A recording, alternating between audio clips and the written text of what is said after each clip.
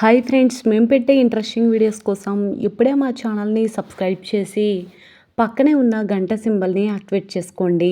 అలా చేయటం వల్ల మేము పెట్టే ప్రతి వీడియో నోటిఫికేషన్ మీ వరకు ఈజీగా వచ్చేస్తుంది. ఇక లేట్ చేయకుండా వీడియోలో ఏం జరుగుతుందో చూసేయండి.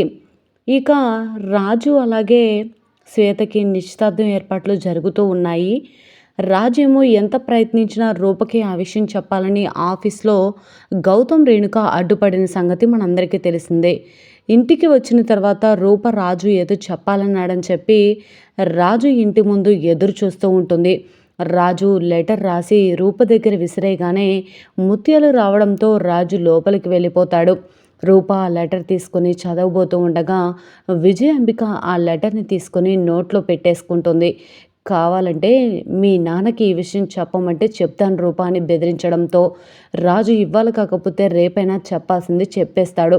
కానీ ఇక్కడి నుంచి వెళ్ళిపోతే రాజుని మిస్ అయిపోతాను అని చెప్పి నీ దగ్గరే పెట్టుకో. గేదెలు గాడిదలు అలాంటివైతే పేపర్లు తింటాయని విన్నాను. మనిషి రూపంలో ఉన్న నువ్వు కూడా ఈ పేపరు తిన్నావంటే నేనేమనాలి అనగానే నన్ను గాడిదంటావా అని చెప్పి విజయాంబిక కోపంతో రూపపై అరుస్తూ ఉంటే, అయ్యో అత్తయ్య, నేను దాంతో మిమ్మల్ని ఎలా పోలుస్తాను అని చెప్పి అక్కడి నుంచి వెళ్ళిపోగానే దీనికి బాగా ఎక్కువైంది అని చెప్పి అనుకుంటూ ఉంటుంది. ఇకపోతే వరాలు వచ్చి ఎలాగైనా నాన్నతో ఈ విషయం చెప్తే తప్ప నాన్నే మనకి ఏదో ఒక సొల్యూషన్ చెప్తాడన్న అని చెప్పేసి వరాలు అంటూ ఉంటుంది. వరాలు రాజు ఇద్దరు కూడా అప్పలనాయుడు దగ్గరికి వెళ్తారు. నాన్న, ఏం జరుగుతుంది నాన్న అని చెప్పేసి వరాలు అంటూ ఉంటే, నేను మాత్రం ఏం చేయగలను వరాలు, మీ అమ్మ మాటకి ఎదురెళ్ళి నేను మాత్రం ఈ నిశ్చితార్థాన్ని ఎలా ఆపగలను అని ఆలోచిస్తూ ఉంటే, అది కాదు నాన్న, నాకు అమ్మాయి గారికి దగ్గరుండి పెళ్లి చేశావు.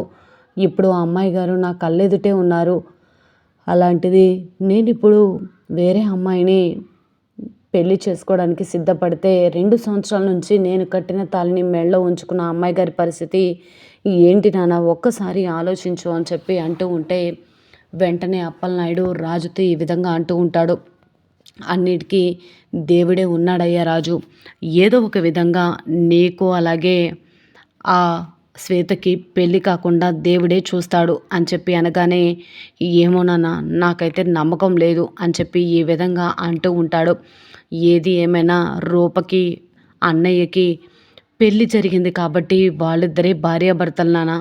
కానీ ఇప్పుడు వేరొకరితో రాజన్నయ్య నిశ్చితార్థం జరుగుతుందని తెలిస్తే రూప ఏమైపోతుందో తలుచుకుంటేనే నాకు చాలా కంగారుగా ఉంది నాన్న అని చెప్పేసి ఈ విధంగా అంటూ ఉంటుంది వరాలు. వెంటనే ఇక రాజు ఈ విధంగా అంటూ ఉంటాడు, అమ్మాయి గారిని మోసం చేసి మరొకరి మెళ్ళో తాళి కట్టమంటావా నాన్న చెప్పు అని అంటూ ఉంటే, అయ్యా రాజు, నేను ఎప్పటికీ అలా అనలేను. నా చేతులతో నేను దగ్గరుండి అమ్మాయి గారికి నీకు పెళ్లి జరిపించాను. అలాంటి నేను మీ ఇద్దరిని విడదీయాలని ఎలా అనుకుంటాను? మీ అమ్మతో మాట్లాడి చూస్తాను అని చెప్పి అంటూ ఉంటే, సరే నాన్న అలాగే అని చెప్పేసి రాజు వరాలు అనుకుంటూ ఉంటారు. ఇకపోతే వరాలు రాజు ఈ విధంగా మాట్లాడుకుంటూ ఉంటారు. చూసావు కదా అన్నయ్య, మనకిప్పుడు కొంచెం టెన్షన్ తప్పింది. నాన్న ఏదో ఒక రకంగా అమ్మతో మాట్లాడతారు, ఏదో ఒక సొల్యూషన్ దొరుకుతుంది అన్నయ్య అని చెప్పి అనగానే, థ్యాంక్స్ వరాలు అని చెప్పేసి అంటూ ఉంటాడు. సరే అన్నయ్య, నువ్వు ఇంకా ఎక్కువగా దీని గురించి ఆలోచించుకో అని చెప్పి వరాలు అక్కడి నుంచి వెళ్ళిపోతుంది. ఇకపోతే అప్పలనాయుడు ముత్యాల దగ్గరికి వెళ్ళి ముత్యాలు అని పిలవగానే, ఏంటయ్యా ఏంటి అని అడుగుతూ ఉంటే, నీతో కొంచెం మాట్లాడాలి అని చెప్పేసి అంటూ ఉంటాడు. ఏం మాట్లాడాలో చెప్పు, వింటున్నాను కదా అని అంటూ ఉంటే, అది కాదే, మన కొడుకు రాజుకి ముందే పెళ్ళయిందన్న సంగతి మర్చిపోయావా? ఇప్పుడు మళ్ళీ సీఎం కూతురుతో నిశ్చితార్థం ఏర్పాట్లు ఎందుకు చేస్తున్నావు?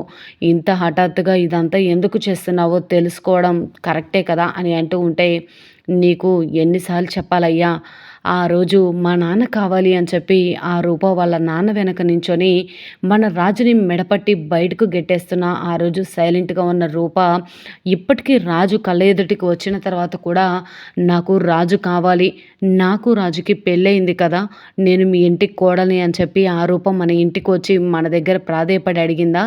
లేదు కదా. మరి అలాంటప్పుడు రూపని రాజుకిచ్చి తన భార్యగా ఎలా ఒప్పుకోమంటావో నువ్వే చెప్పు అని అంటూ ఉంటే, అయినా నువ్వు కూడా ఇప్పుడు పెద్దయ్య గారు వచ్చి పిలిస్తే పెద్దయ్య పెద్దయ్య అని చెప్పి పరిగెత్తుకొని వెళ్తావు కదయ్యా! మరి అలాంటప్పుడు పెద్దయ్య గారు మాత్రం రాజుని అల్లుడిగా ఒప్పుకుంటానని చెప్పారా? లేదు కదా! రాజు కట్టిన తాళైతే తన కూతురు మెడలో ఉంచారు కానీ, రాజు నా ఇంటి అల్లుడు అని చెప్పి ఒక్కసారైనా అన్నారా? లేదు కదా! అని చెప్పి ఈ విధంగా ముత్యాలు అంటూ ఉంటుంది. ముత్యాలు ఏది జరిగితే అది జరిగింది. ముందైతే రాజుకి, రూపకి పెళ్లి జరిగిపోయింది. దగ్గరుండి ఆ పెళ్లి చేసింది కూడా నేనే. ఇప్పుడిలా చేస్తే అమ్మాయి గారి జీవితం నాశనం అయిపోతుంది. 2 సంవత్సరాల నుంచి రాజు కోసం ఎదురు చూసారు అమ్మాయి గారు. ఆ అమ్మాయి గారి జీవితాన్ని నాశనం చేయొద్దే అని చెప్పి అడుగుతూ ఉంటే, ఆ అమ్మాయి గారి జీవితం నేను నాశనం చేయడం ఏంటి? ఆ అమ్మాయి గారే తన చేతులారా తన జీవితాన్ని నాశనం చేసుకుంది. ఆ రోజు రాజు వెంటపడి మన వెంట రాకుండా ఏం చేసిందో నువ్వు ఇంకా మర్చిపోయినట్టున్నావు. సరే నువ్వు చెప్పినట్టే నిశ్చితార్థం ఆపేస్తాను అని చెప్పగానే, చాలా థ్యాంక్స్ ముత్యాలు అని చెప్పేసి ఈ విధంగా అంటూ ఉంటే, సరే కానీ ఇక్కడ చెప్పు ఉంది కదా! ఆ చెప్పు తీసుకొని నా చెంప పగలగొట్టు అనగానే, అదేంటి ముత్యాలు అనగానే, మరింకేంటయ్యా మన పరువంతా పోయిందని తెలుసుకున్నాక కూడా నువ్వు ఇలా మాట్లాడడం కరెక్టేనా? వెంటనే ఇక అప్పలనాయుడు అక్కడి నుంచి కోపంగా వెళ్ళిపోతాడు. అయ్యా రాజు నన్ను క్షమించు. ఏ దేవుడో దేవతో వచ్చి మీ ఎంగేజ్మెంట్ ఆపితే తప్ప నేనేమి చేయలేకపోతున్నాను అని ఈ విధంగా అనుకుంటూ అప్పలనాయుడు కంటతడి పెట్టుకొని అక్కడి నుంచి వెళ్ళిపోతాడు. ఇక రూప కూడా సుమ ఒడిలో పడుకొని ఈ విధంగా అంటూ ఉంటుంది. పిన్ని నా జీవితం నాశనం అయిపోతుంది. నేను రాజుని ప్రేమించాను. పెళ్లి చేసుకున్నాను కానీ రాజు అంతకుముందు ఎక్కడో దూరంగా ఉంటే నా కోసం వస్తాడని అనుకున్నాను. కానీ రాజు నా కళ్ళెదుటే ఉన్నా కూడా ఏమీ చేయలేని దుస్థితిలో ఉన్నాను పిన్ని. ఏం జరుగుతుందో నాకు అర్థం కావట్లేదు అని చెప్పి ఈ విధంగా అంటూ ఉంటే, అమ్మ రూప ఏది జరిగినా నీ మంచి కోసమే జరుగుతుంది. రాజు గురించి త్వరలోనే మీ నాన్నతో ఈ విషయం గురించి మాట్లాడదామని చెప్పి రూపకి సుమ మాట ఇస్తుంది. చాలా థ్యాంక్స్ పిన్ని అని చెప్పి అంటూ ఉంటుంది.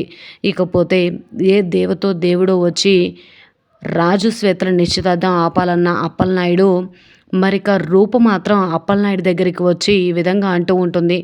మామయ్య ఆ రోజు నాకు రాజుకి దగ్గరుండి పెళ్లి జరిపించింది అమ్మే కదా! అమ్మాయి ఎక్కడ ఉందో మీకు తెలుసు. మీరు ఎక్కడున్నా సరే అమ్మ దగ్గరికి నన్ను తీసుకువెళ్ళండి.